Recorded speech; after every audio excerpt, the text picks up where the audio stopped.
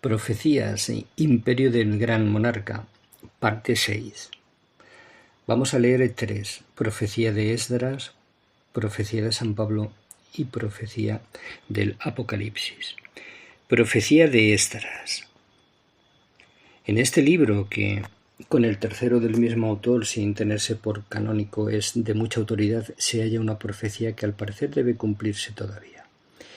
Dice Esdras que vio que se levantaba del mar un águila, la cual tenía 3 cabezas y 12 alas. Esta águila significaba el Imperio Romano según el mismo texto. El águila que viste que salía del mar es el reino que fue visto por Daniel tu hermano, el cual siempre tuvo por insignias el águila. Sus 3 cabezas debían ser 3 ciudades que han sido capitales de su dominio, cuales son Roma, Viena y Constantinopla. Sus 12 alas representaban el poder y grandeza del mismo imperio, extendido y dilatado por todo el mundo hasta entonces conocido. Y las plumas de las alas son los reinos y naciones que le estaban sujetas. De estas plumas vio el profeta muchos encuentros y batallas entre sí y contra la misma águila. El cuerpo de esta águila en que se continuó el imperio romano debe ser el del turco, por las muchas naciones que dominó y domina en la Europa, Asia y África, sujetas antes a los romanos, en el cual sentido habló también el profeta Daniel. Contra esta águila se levantó un león rugiendo en el bosque, dirigiéndole palabras de reconvención como un hombre. Oye tú y yo te hablaré. Y el Altísimo te dirá: ¿no eres tú el que solo quedaste de los 4 animales que yo hice reinar en el mundo? Sabe, pues, que tus soberbias y maldades te han condenado a que águila, no aparezcas más en el mundo, ni tus alas, ni tus plumas, ni tus cabezas, ni tus uñas, ni tu cuerpo. Y luego vio Esdras que la cabeza que solamente quedaba en el cuerpo del águila, y todo su cuerpo, como lo había visto Daniel, fue quemado y convertido en cenizas, con asombro de toda la tierra. El águila, pues, fue destrozada por el león. El águila figuraba el imperio turco, y el león escogido por Dios para hazaña tan grande, ¿de quién era figura? Parece que lo fue del gran monarca, por cuyo poder ha de ser, según otras varias profecías, exterminado el imperio de Mahoma. Y el ser un león no indica la procedencia de su raza. Y este león, dice el mismo Esdras, es el viento que el Altísimo ha reservado para el fin contra aquellos y contra sus impiedades, y los reprenderá y les echará en cara sus maldiciones, y los presentará vivos al juicio y los castigará cuando los reprendiere. También librará de la miseria el residuo de mi pueblo que se hubiere salvado, y lo llenará de gozo hasta que llegue el fin, el día del juicio. Profecía de San Pablo.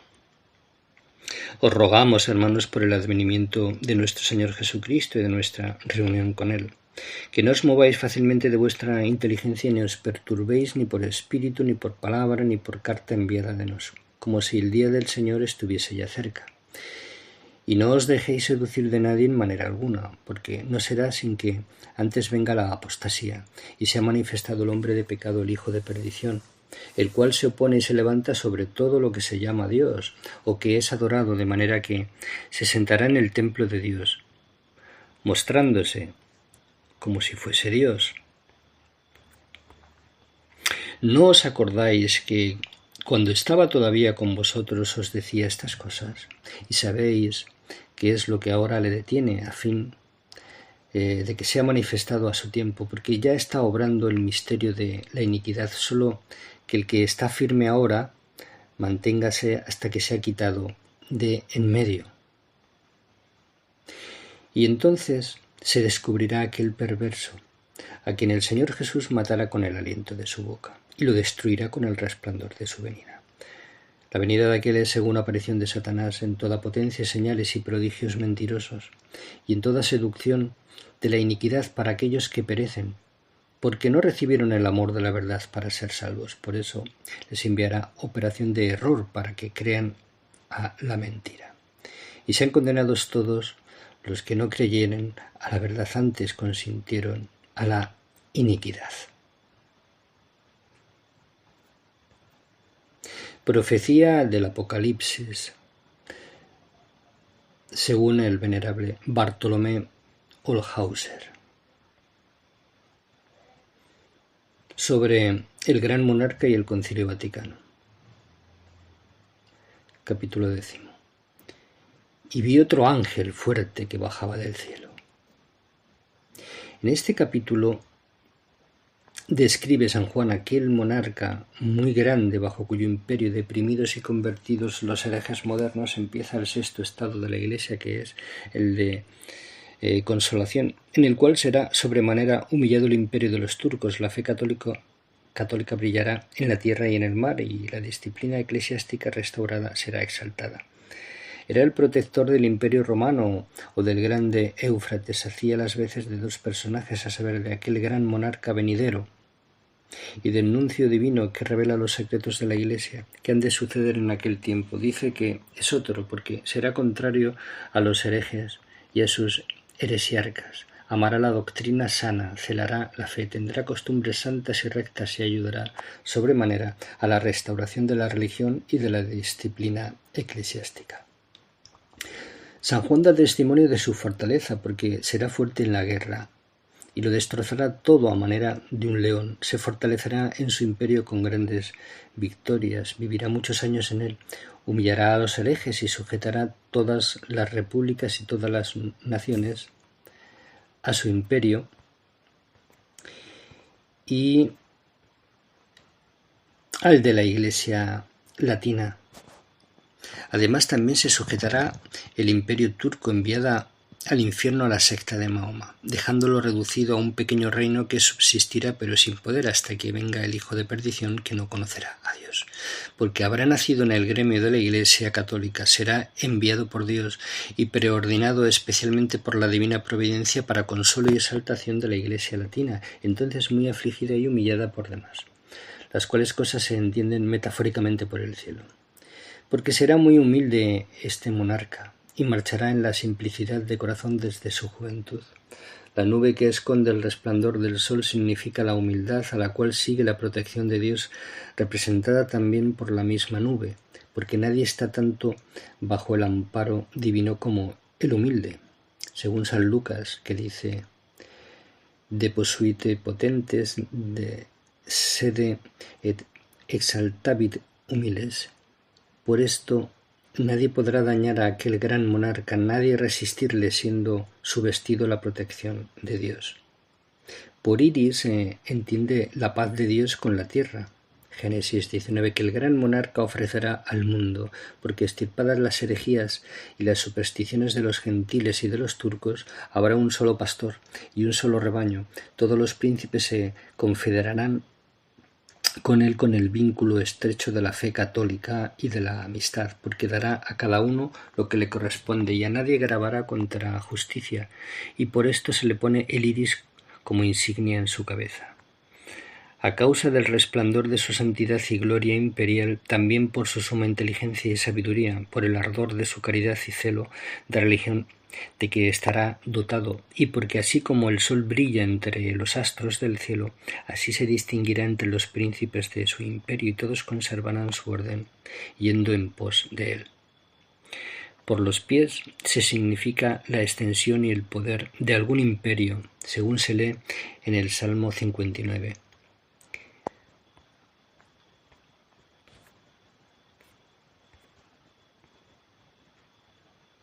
Y tenía en su mano un libro abierto, y puso su pie derecho sobre el mar y el izquierdo sobre la tierra, y clamó en alta voz como un león que ruge, y luego que hubo clamado 7 truenos hablaron sus voces. Mas como el imperio de muchos tiranos fue también muy extenso y poderoso, se indican marcadamente las propiedades de la columna y del fuego.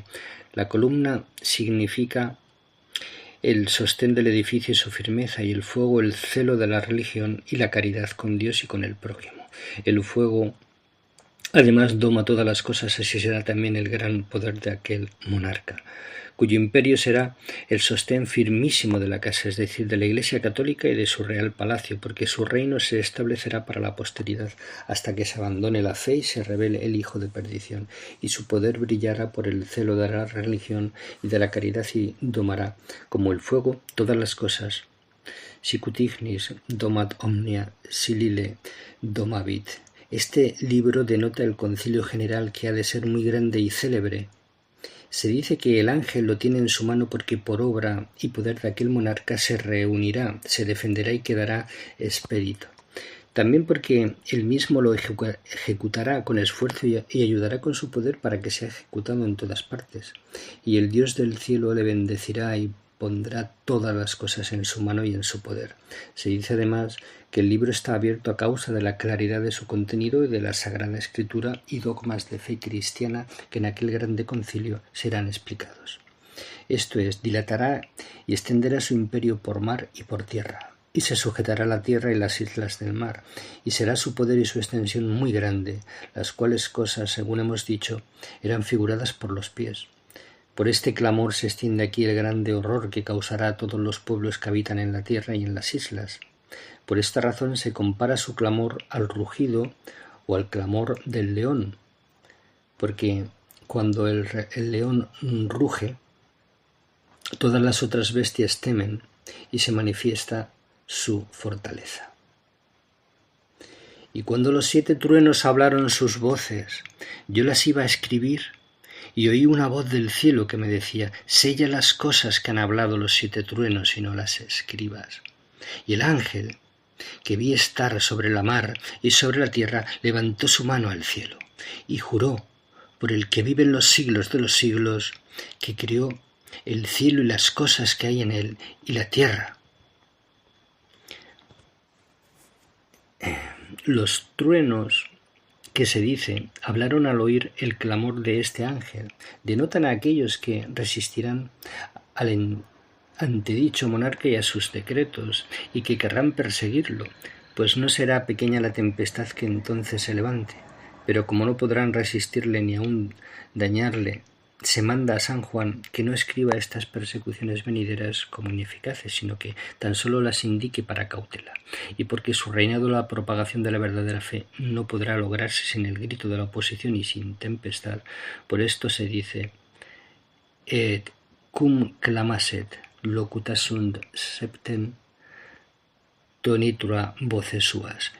Esto es, los príncipes y los grandes se sublevaron para resistirle y murmuraron contra él. Hablaron sus voces, es decir, profirieron sus consejos para perseguirle y herirle. Pero como este monarca está bajo la protección de Dios, todos estos conatos contra él no podrán dañarle y serán ineficaces. Por 2 razones se puede prohibir el escribir alguna cosa cuando el conocimiento de ella pueda causar algún daño o impedir algún bien de presente o de futuro, si su interés, necesidad o utilidad no exigen que se publique o que se escriba.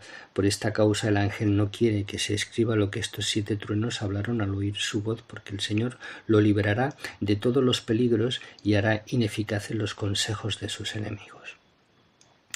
Sigue la otra persona que representa a este ángel, cuál es la de nuncio celestial, que revela los secretos divinos que han de suceder en los últimos tiempos venideros, y la de sumo presidente, custodio y protector de aquel imperio que vio Daniel en el capítulo 12, y que estaba sobre las aguas del río.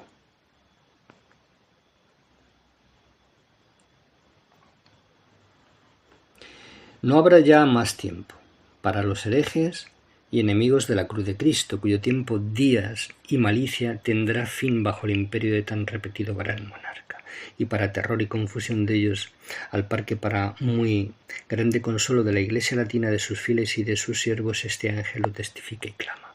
Se significa con esto el fin de los tiempos, después del cual ya no habrá más tiempo eternamente. Este es el misterio de la consumación del siglo y del último juicio, que de Dios solo es conocido, que a nadie se ha revelado y a nadie se revelará hasta que se cumpla. Enoc, Moisés, Elías y demás del Antiguo Testamento, que unánimemente con los apóstoles y doctores del Nuevo lo han anunciado y predicado, vuelve de nuevo a hablar del libro del concilio después de la digresión sobre la consumación de los siglos en que se ha detenido. Esta comida se entiende metafóricamente porque por el gusto, comida y digestión de los manjares se viene en conocimiento de sus cualidades. Se reconocerán 4 efectos o circunstancias en este libro. 1. Contendrá la doctrina santa, sana y unánime de la fe y de las costumbres de los santos. Inore tuo dulce, tanquam mel, causará conmoción grande porque esta obra de Dios no se llevará a cabo sino con grandes dificultades y resistencia y sin la sangre de los mártires. Y esta tempestad la moverán primero las potestades del siglo, las cuales resistirán con las armas al gran monarca y perseguirán a los que trabajen en convertir a los pueblos a la fe católica que dicho monarca mandará predicar y abrazar en todas partes. También el Estado eclesiástico opondrá mucha resistencia cuando del todo sea abolida Venus, los ídolos de oro y plata y la vida ociosa. Por esto se dice cum devorarem eun amaricatus es venter meus. La predicación del Evangelio y de la fe católica a todas las naciones y pueblos y lenguas y a muchos reyes. La conversión de casi todo el orbe a la verdadera fe católica y apostólica, porque en aquel tiempo la Iglesia de Dios se dilatará sobremanera por las 4 partes del mundo, como si de nuevo hubiese de ser edificada y dedicada a Jesucristo. Por lo repugnante que es a las pasiones, el resistirla será amargo este libro que impondrá una vida tan santa como su doctrina. Esto es, a aquellos que por causa de la ley de Mahoma, o por el cisma, o por la herejía, o por otra secta, se apartaron del gremio de su madre que es la Iglesia romana.